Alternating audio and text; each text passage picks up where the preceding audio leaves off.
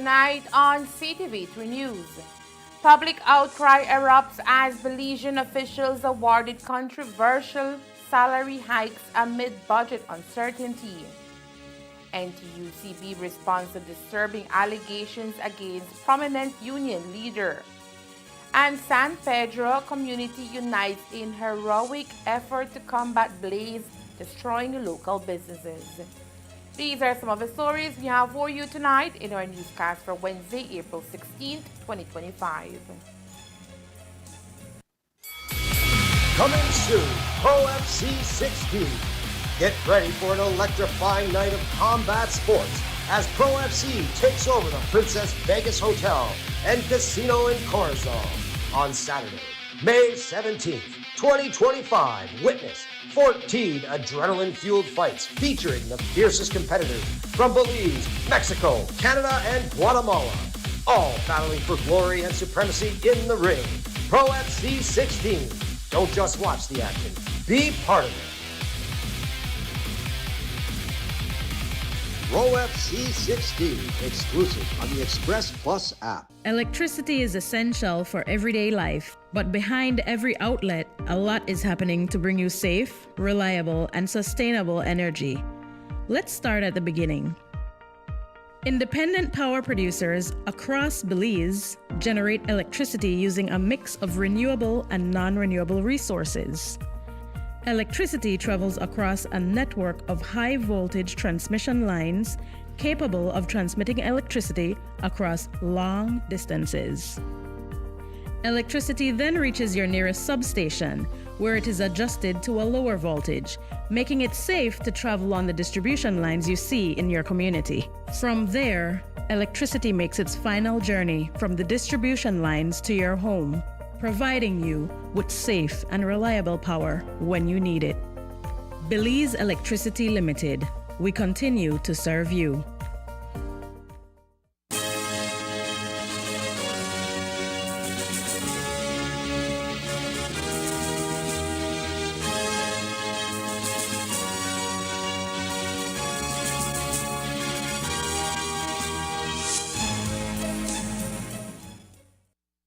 Good evening with your news, also simulcast on Fiesta FM 106.7. I am Joanna Rodriguez.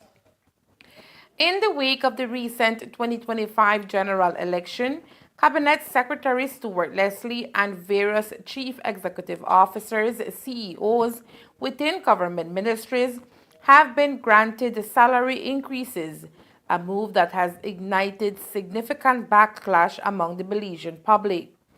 An official correspondence dated March 28, 2025, and penned by Leslie was directed to Financial Secretary Joseph Way and the respective CEOs, confirming that the salary hikes had been sanctioned. The increases will be retroactively applied, taking effect from March 13th. As part of the salary adjustment, the Cabinet Secretary's annual compensation will now stand at $96,000.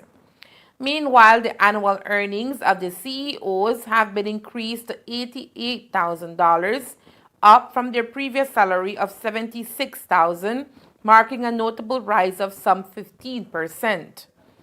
The announcement has drawn sharp criticism on social media platforms, including that of opposition leader Tracy Panton, who describes the move as, quote, alarming as the country operates without an approved national budget. Panton stated that on social media, and we quote, as we await the reading of the budget for this current fiscal year, the Cabinet Secretary is giving himself and the members of the CEO caucus a hefty salary increase. Apart from the opposition leader, the Public Service Union of Belize, PSU, is also vehemently criticizing the salary increases for Cabinet Secretary Stuart Leslie and various chief executive officers. These grotesque displays of self-interest occur while public officers are still waiting for the reinstatement of 3 withheld increments representing a long overdue 7.5% salary adjustment, remarked the PSU in its condemning release. Today, the president of the union described the move as a disrespect to the collective bargaining agreement negotiation. Was stable before cabinet, that it came as a there was no indication that this matter was stable before cabinet, that it came as a result of approval by the prime minister. Nothing to that extent, but what's even more surprising is that in our good faith conversation and discussions with the government negotiating team led by Honorable Cordell Hyde, Deputy Prime Minister, and Minister of State in the Ministry of Finance, Honorable Chris Coy, they would have given us their undertaking and their commitment that we will embark, this administration will embark with the support and sponsorship of the IDB to undertake a comprehensive salary review and salary restructuring exercise. And so, given that undertaking, everybody's salary would have been looked at, and it is expected that everybody then would be compensated as fairly and as justly as is possible. So, given that the government has given this undertaking to the PSU and the joint unions, it smacks, it's a disrespect to the entire collective bargaining process. It's a disrespect to the government negotiating team, in my view, because in essence, they're saying, we don't care what you're doing on the larger scale. We're looking after ourselves. And this is what we want, and this is what we get. And PSU didn't hold back in its critique of the financial secretary and the CEO caucus, describing their actions as enabling a culture of exploitation. They questioned the suitability of CEOs seeking private sector level compensation while remaining in public service. And in light of this latest development, the PSU is making demands of its own. Our calculation shows that the increases, especially where the CABSEC is concerned, hovers around 15%. So we're asking for half of that. We're asking for a salary adjustment of 7.5%. And we're not asking in the sense of begging for consideration. We're saying to the government of Belize, whether it was under the UDP, whether it is under the PUP, you have withheld a minimum of 7.5% salary from public officers. So we're demanding that 7.5% now. We're not about to enter into, or we're not asking to enter into negotiation for our 7.5%. We're saying if you can give your CEO caucus and your cabinet secretary, and by extension yourself, because there is no way any minister will continue to sit and watch the CEOs earn more than them. That's foolish for any one of us to think that the ministers will not get an equivalent salary adjustment. We're also saying in 2024, we signed our CBA. Our CBA was made effective 2021. We've had this conversation with the Ministry of Public Service to say, you transferred persons up until 2024 at the rate of $1,200 in transfer grants. The CBA says, and the CBA is a legally binding document, and it is for public officers to decide whether they wish to sue the government for these monies with interest included. And I want to take advantage one time and say, including those persons who are indebted their income tax return, you have the right to sue with interest. So we're saying to the government, we want you to pay those retro payments from 2021 to all public officers who were transferred, that difference of $300. PSU is also demanding an increase in transfer grants from $1,200 to $1,500 as stipulated in the collective bargaining agreement CBA. With a 21-day deadline set for the administration to respond with a written commitment that addresses these demands, the PSU has made it clear that it stands ready to mobilize for collective industrial action should their calls go unheeded. The Belize National Teachers Union, BNTU, has also come out swinging at the government, denouncing what is described as obscene salary increases for government officials. In their statement, BNTU leaders, including President Nadia Khalis and Executive Secretary Keisha Young Flowers, expressed deep concern over the timing and implications of these salary hikes. They criticized the government for awarding substantial pay raises to top officials while teachers and public servants remain in limbo, waiting for overdue compensation for frozen salary increments.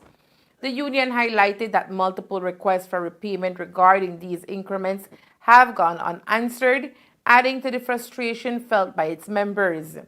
The union wishes to remind the government of beliefs of the submissions made regarding our frozen increments that are now long overdue for repayment.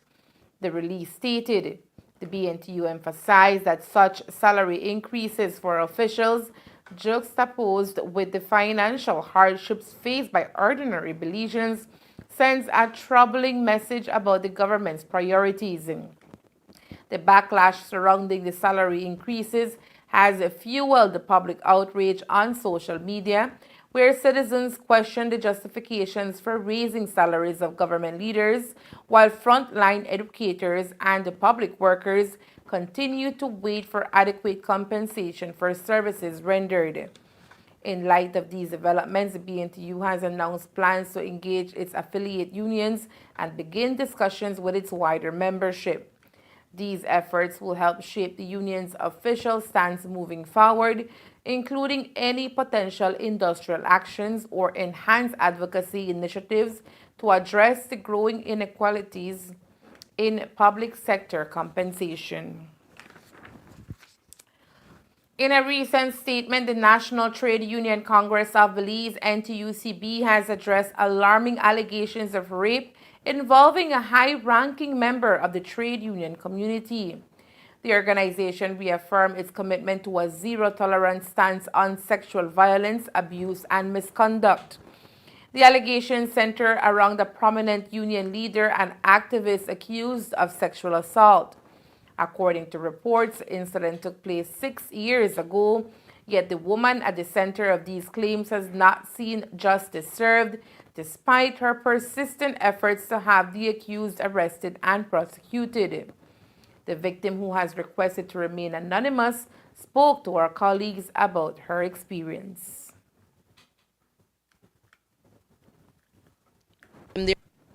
For early 2017, had been making some advances at me and trying to get me to go out with him, indicate his interest in me and that kind of thing. And I kept telling him that I was not interested in him and that I did not come here for that. I did not come at Carl Hushna to hook up with anybody. I came there to work, right? And he would still always come and try to talk to me. And then he would come and use it to come and talk to me, I guess, right? To have a reason to talk to me. No, I was working evening shift. Remember, this is going on for a while. No way they come to talk to me, but you had the trolley line. I had to work evening shift on April the 12th, 2019. I was working the 3 to 11 shift.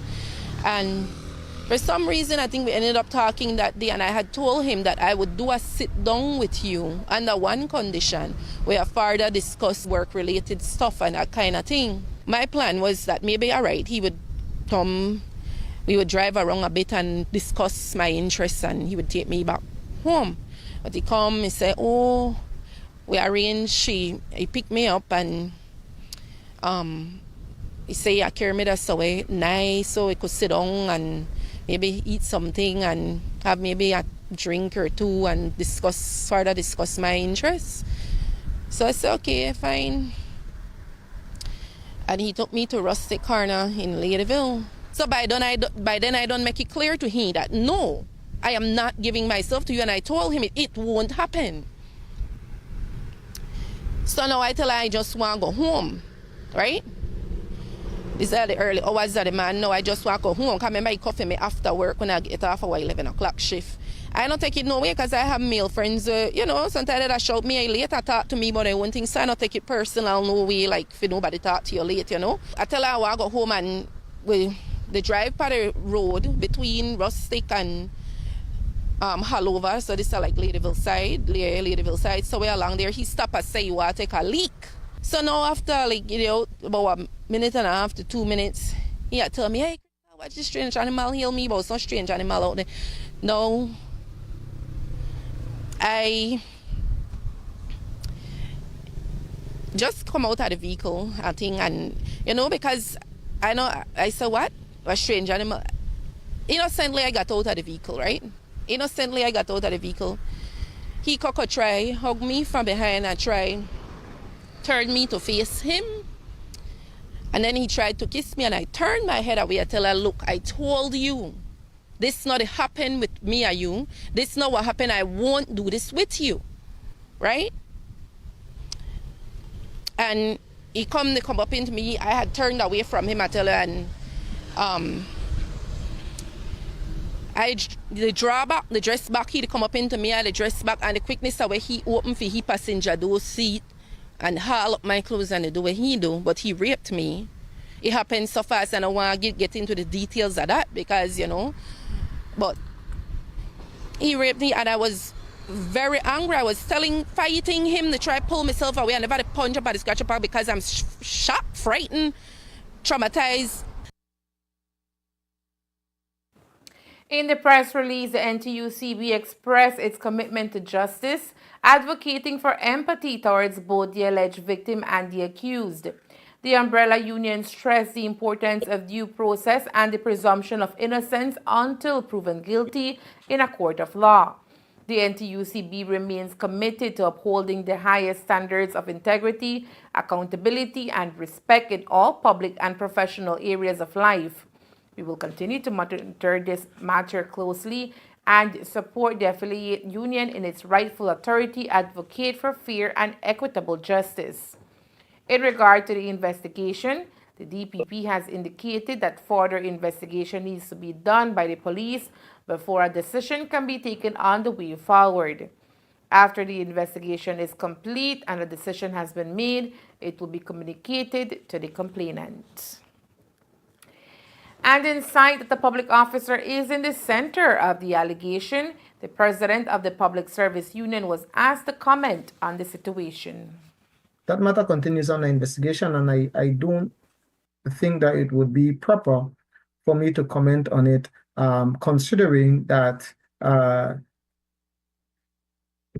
allegations are currently being looked into by, I'm pretty quite sure, the union in question, as well as by the wider umbrella organization. But considering your question on the matter, I want to make it abundantly clear that the union movement, and I believe I speak on behalf of every true trade unionist, we do not condone any such acts or behavior. I think that where the PSU is concerned, we would be the first to condemn any act of violence in any shape or form against women.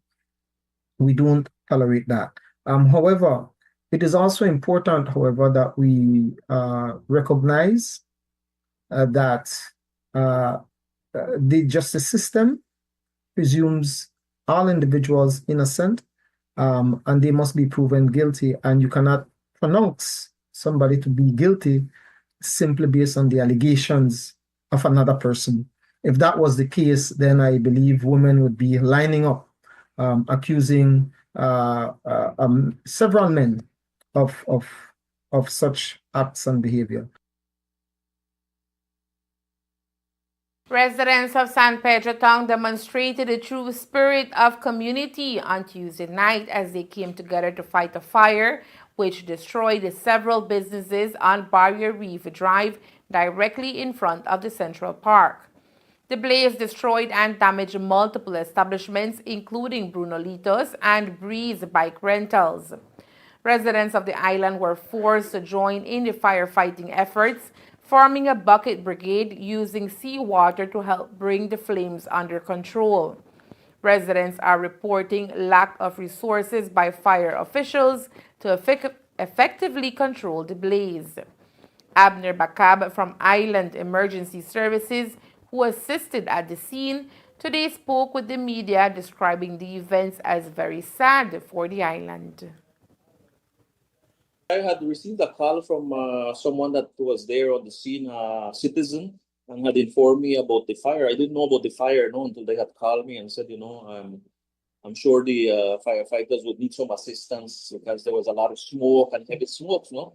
So once we received that call, we immediately started to move towards the location where the fire was. Once we arrived on the scene, the fire had already been contained by the fire department. There was 2 trucks that were working. There was a lot of people helping them with a bucket brigade, trying to extinguish the fire as well. So it was a community effort between the fire department, the firefighters, and the public that were assisting them as well. No, as you know, the more hands you have on deck, the better result we would have. No.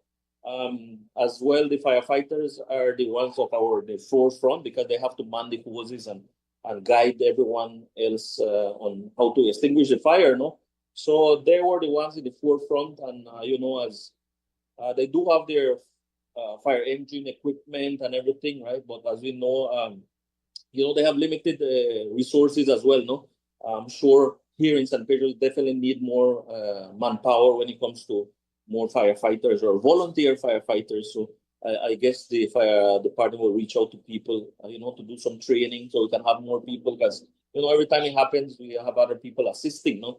But on the positive side of it, there was no loss of life, which is thankful. We're grateful for that. There was loss of material things, a couple of businesses did get affected when it comes to material things, so, but thankfully they were able to control and stop the fire, no?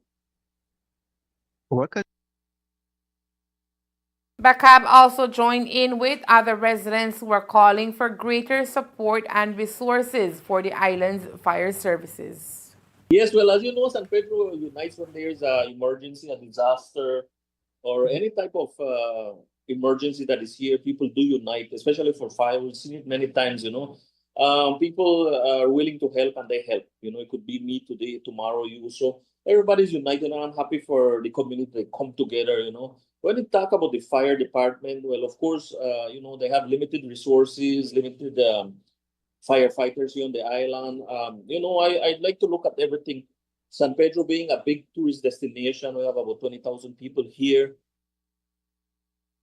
Bacab today also recounted efforts made to treat firefighters who were severely affected from smoke inhalation and required medical assistance. While I was on the scene, helping to salvage some of the stuff from one of the businesses there, after that, I went home and I received a call from a fellow firefighter, that they just needed some assistance with oxygen. They had inhaled a lot of smoke again. Like, how are they the ones at the forefront manning the hoses and guiding everyone? So sometimes you're more concentrated on battling the fire and stopping the fire. The cause of the fire remains under investigation, and officials have confirmed that no injuries were reported. Coming up next, a mid-season update. Sugarcane crop faces challenges amid improvements in quality, says SICB.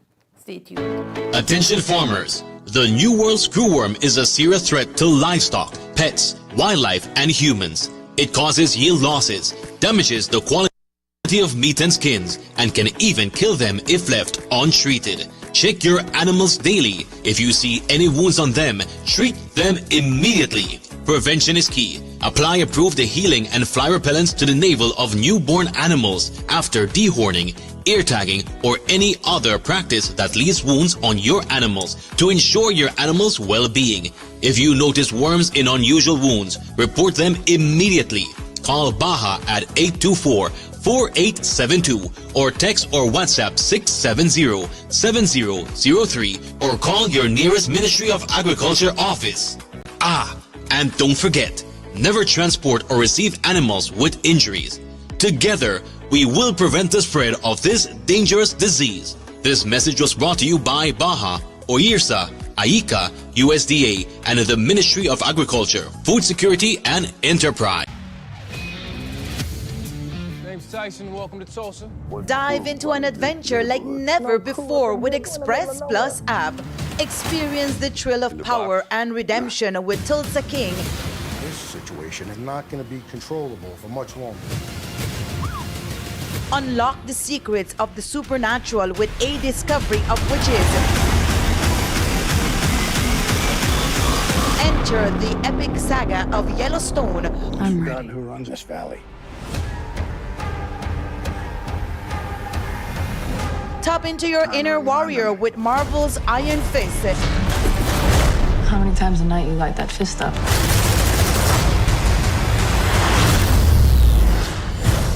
All these incredible stories and more are ready for you with the Express Plus app, streaming entertainment.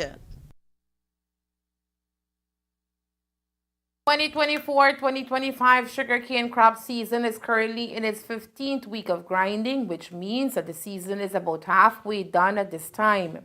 Since the start of this crop season, the industry has been faced with a number of setbacks, including bad weather conditions, as well as pests which have been affecting sugar plantations.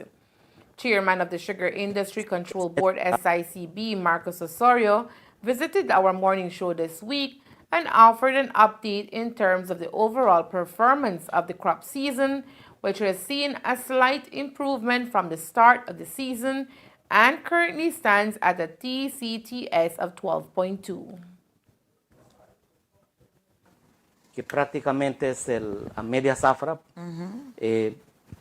Y en cuanto a la estimación de la producción para esta zafra de 1.062.000 toneladas, lo que se ha entregado es 495.583 toneladas métricas. De este se ha procesado 494.925 toneladas. El promedio de molienda por hora está en 238. El TCTS, que es lo que más conocemos, estamos en 12.2. Hemos visto una mejora del reinicio hasta este momento, porque cuando paramos estábamos a 14.5, si no estoy mal. Y ahora ya estamos en 12.2, o sea, ya mejoramos poquito más de 2 puntos en el TCTS. En cuanto al First Express Juice, que es al que se referimos en la pureza, el promedio está en 80.01. Cuando paramos estábamos en 77. Ya vemos una mejora de 3 puntos. Aún, aquí quiero hacer énfasis de que aún estamos por debajo del promedio aceptable, que es el promedio que está en el contrato entre el ingenio y las asociaciones, que debe de ser un mínimo de 81% de pureza. En cuanto al lodo, el promedio está en 5.8. Y quiero mencionar de que cuando paramos la zafra, estábamos viendo una situación donde teníamos una producción más alta, o sea, se había sacado más lodo. Now, while the industry on a whole has seen slight improvements in the quality of the cane delivered, Osorio says there are still farmers who are not doing their part to improve quality of the cane being delivered. Yo siempre hago mención en reuniones que tenemos del comité de que hay un número de grupos de cosecha que hacen un trabajo excelente en la cosecha. Llevan unas cañas impecables, limpios, sin punta, sin hoja. Mientras cuando volvemos a ver al otro lado, están viendo unas cañas como que pareciera, ya está en el camión, pareciera que es una caña que no se quemó y se cortó completito con todo. Es inaceptable porque al final del día el que está haciendo ese esfuerzo, sus cortadores de caña que se esmeran en el corte y tener una caña limpia y fresco, y un gran número no les importa. Al final del día impacta más al que está haciendo ese esfuerzo tan grande, porque ellos, sus cortadores, posiblemente si hacen un corte horrible, estarían ganando un poco más de dinero, pero yo creo que el jefe de grupo tiene mucho que ver. Based on consistent subpar performance by certain farmers, Osorio says industry stakeholders have been in discussions about the need to regularize certain aspects of the delivery system. La discusión es qué tan fácil sería implementar pago individual y medir la calidad de cada viaje de caña que se entrega al ingenio. Y creo yo que voy a mencionar esto, que yo sé que los que están escuchando tal vez muchos no van a estar de acuerdo, pero yo creo que ya estamos en ese momento que necesitamos regular ciertos aspectos de la industria.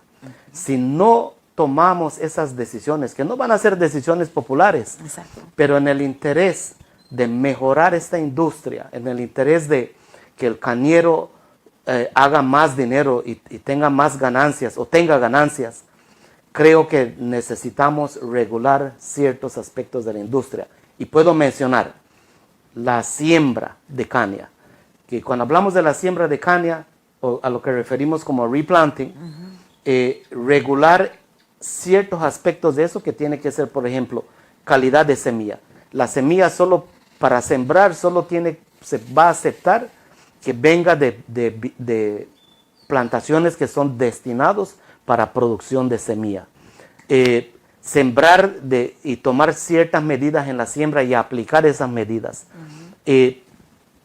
La cosecha, que tener un sistema donde se va a hacer las medidas antes de la cosecha para ver cuál es el plan de cosecha, o establecer un plan de cosecha que se tiene que respetar al pie de la letra, ¿verdad? Entonces yo creo que no tenemos ya otra opción si queremos que esta industria continúe para el futuro, es regular ciertos aspectos de la industria.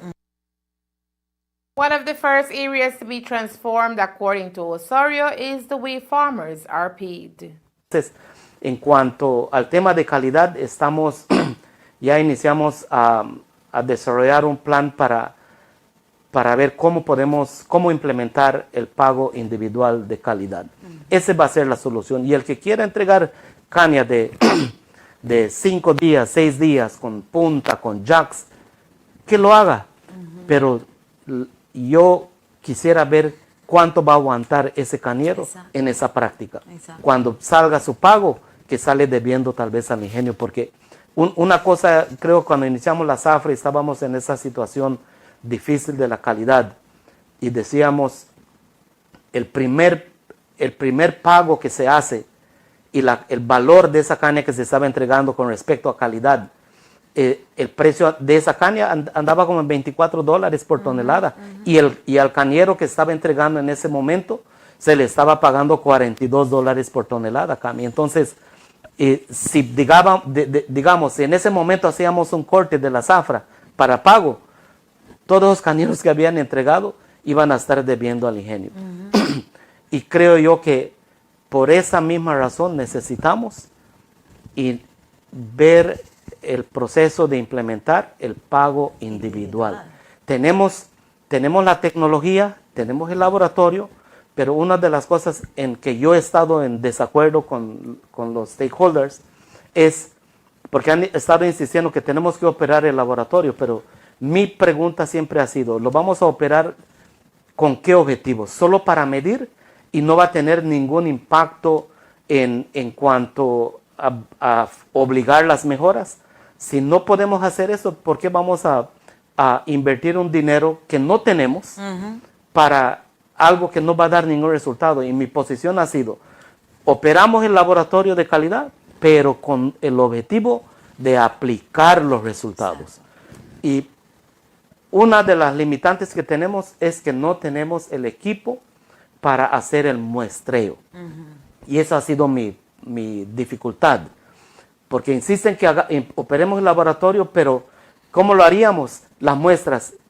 Tendríamos un oficial que va a cada transporte, jala 3, 5 barretas de caña o 5 pedazos de caña y lo mete al equipo. One of the major factors currently affecting the northern sugar industry is the emergence of the fusarium outbreak in cane fields throughout the Orange Walk and Curacao districts. Based on investigations carried out by industry stakeholders, Osorio has confirmed that the identification of the fungus which is present in local fields.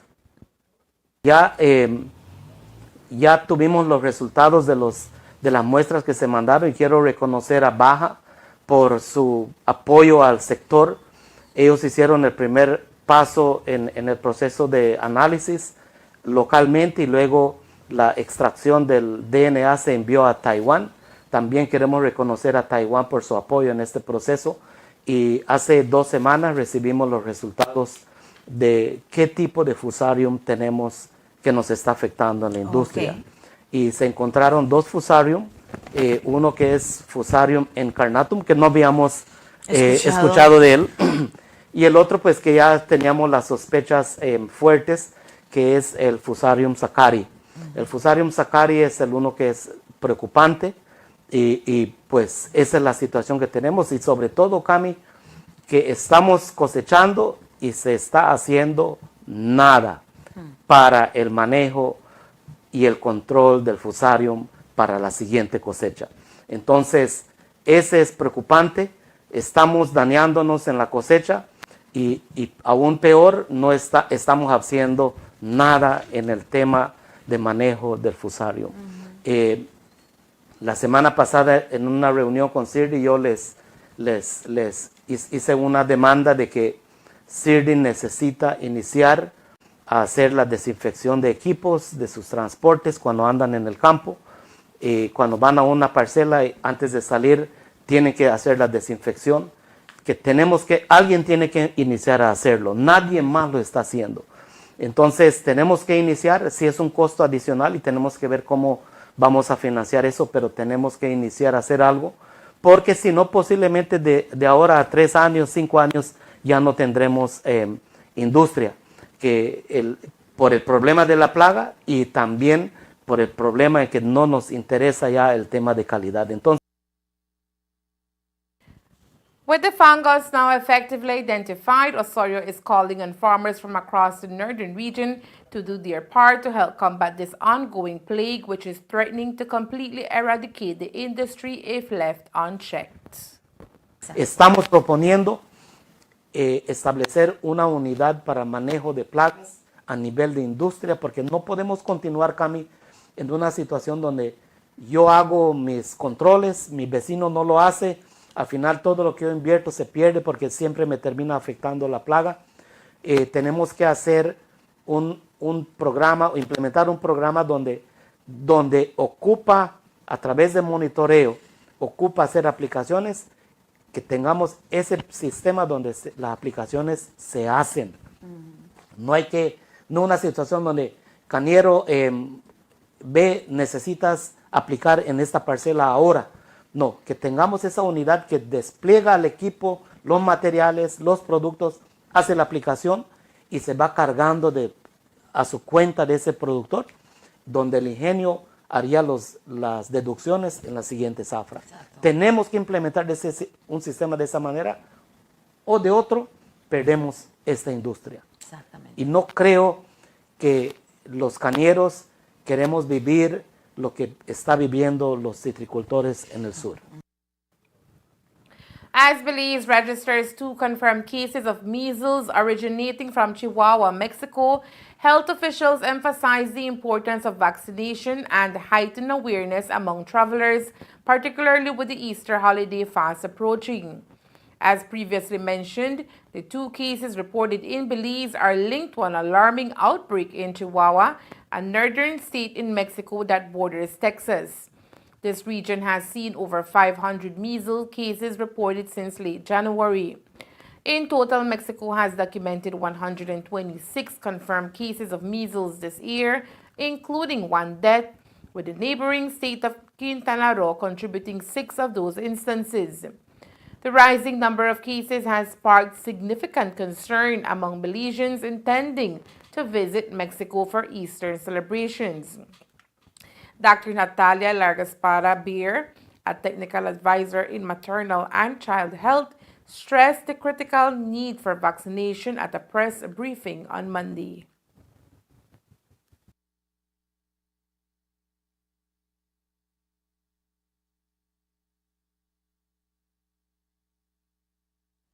Yes, any unvaccinated person traveling abroad and coming in contact with persons that may be infected with measles, more unlikely will be infected with measles. So we have so many flights in and out of Belize, and if we look at the data in the US, a lot of destinations from Belize, they're having outbreaks. But I think the key message here is for if you are going to travel, make sure you review your vaccination status. And ideally, you should get vaccinated before you're traveling, because these cases is just the perfect formula for importation. Unvaccinated and coming in contact with a person with measles. Now, the issue with measles is that the person is contagious even before having signs and symptoms. So it makes it more difficult for one to say, well, I will stay away from persons that are ill with fever and rash, but the contagious period starts even before that. So it makes it more difficult. But travel bans, so far, I don't think that's the way to go. The protection for the community starts with the protection of the individuals. If we want to protect our population against measles, the best and most effective protection is to get vaccinated. One of the most challenging aspects of measles is its contagious nature. Individuals can transmit the virus even before exhibiting symptoms.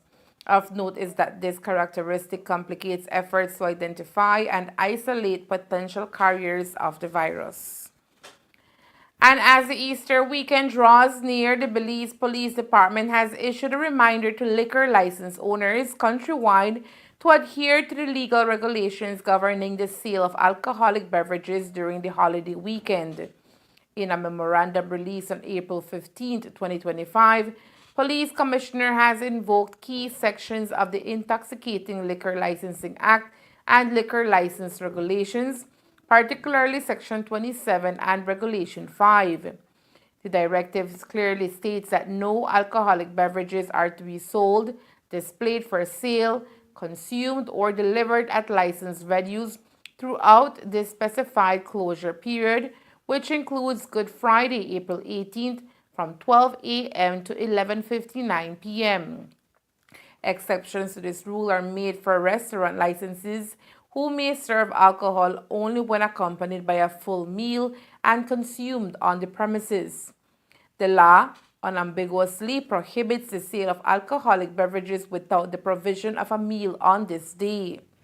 Police commanders have been assigned the responsibility of overseeing compliance with these regulations through inspections. They are also instructed to be vigilant for infractions such as unauthorized altercations to licensed premises without appropriate board consent and the presence of individuals on these premises during closure hours.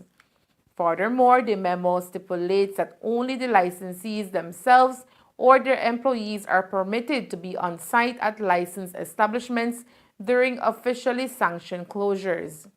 The police department urges all stakeholders to cooperate fully to ensure that the Easter weekend unfolds safely and peacefully for everyone involved. And there is more news after the break. Stay tuned. Have you seen Lori? Check in at the White Lotus, where paradise turns into a playground for the privileged, and every sun-soaked moment is dripping with intrigue. Stream The White Lotus on HBO Max, available with Centaur. Coming soon, Pro FC 16. Get ready for an electrifying night of combat sports as Pro FC takes over the Princess Vegas Hotel and Casino in Corazon on Saturday, May 17th, 2025. Witness 14 adrenaline-fueled fights featuring the fiercest competitors from Belize, Mexico, Canada, and Guatemala, all battling for glory and supremacy in the ring. Pro FC 16. Don't just watch the action. Be part of it. Pro FC 16, exclusive on the Express Plus app. The Association of Refrigeration and Air Conditioning Technicians has launched a sweeping enforcement initiative to uphold licensing compliance within the refrigeration and air conditioning rack industry in Belize. The move comes after reports of unlicensed technicians performing rack-related work, which the association says is a direct violation of national regulations and industry standards. Effective immediately, all technicians must hold a valid license issued by the Association of Refrigeration and Air Conditioning Technicians to legally operate. Any individual found working without proper certification will face a mandatory $5,000 fine along with possible legal consequences. Compliance efforts will include surprise inspections and investigations across all districts, with enforcement officers stationed from Belize City to Punta Gorda. This is a final reminder: non-compliance will not be tolerated, said Association President Alexander Cass. We are taking every legal step necessary to ensure that only qualified professionals are allowed to work in this industry. Consumers are urged to verify the credentials of any technician they hire and report unlicensed operations to the compliance team.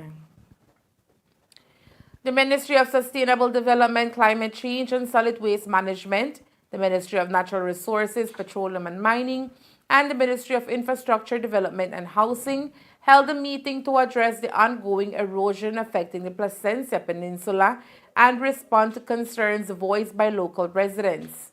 In a release, the government says it recognizes the erosion issues impacting the peninsula and says it is committed to identifying and rectifying any human-induced factors contributing to this situation without delay. Furthermore, the government acknowledges the effects of climate change on coastal communities, which pose risk to our natural resources, beaches, and private properties. The joint team is aware of the public anxieties regarding various structures that impede the natural flow of sediment, along with the extraction of sand and other factors exacerbating the depletion of the peninsula's beach. During the meeting, participants discussed short-term, mid-term, and long-term goals. While the agencies acknowledge that some of these objectives may present challenges, they are ultimately achievable. To address the issues facing the Placencia Peninsula, the government will implement the following steps. 1. Engage with community leaders to chart a path forward to ensure municipal awareness of the situation. Enhance communication among key regulatory agencies regarding permit applications, including those for mining, mangrove alteration, construction of piers and other structures, to the Lands and Surveys Department, Mining Unit, Forest Department, the Central Building Authority, etc. Enforce environmental regulations rigorously against individuals who fail to comply, allowing actions that perpetuate the peninsula's erosion. Increase vigilance through frequent compliance inspections of all that have achieved approvals but may contribute to erosion issues. Formally notify the Cabinet of the concerns raised by all stakeholders and the proposed actions by agencies to address these issues, and continue to seek support for studies that would facilitate informed decision-making regarding the area's sustainability. The agencies acknowledge and appreciate the research being conducted by the University of South Florida, along with community involvement and government collaboration, which will be instrumental in supporting this initiative. The joint team remains optimistic that with the collective efforts of all stakeholders, the rehabilitation and resiliency of the peninsula can be effectively restored. Any concerns or observations related to this matter can be reported directly to the Department of the Environment by sending an email to complaints@environment.gov.bz or by calling the numbers. And that's news. We invite you to join us for another newscast on Thursday, April 17th here on Ctv3 News and Fiesta FM 106.7. Remember that to read a text version of the news, you can visit our website at ctv3belizenews.com. You can also log on to our Facebook page for current stories at facebook.com/ctv3belizenews or our YouTube channel at Ctv3 News BZ. From all of us here at Ctv3 News, thank you for watching and listening. Good night.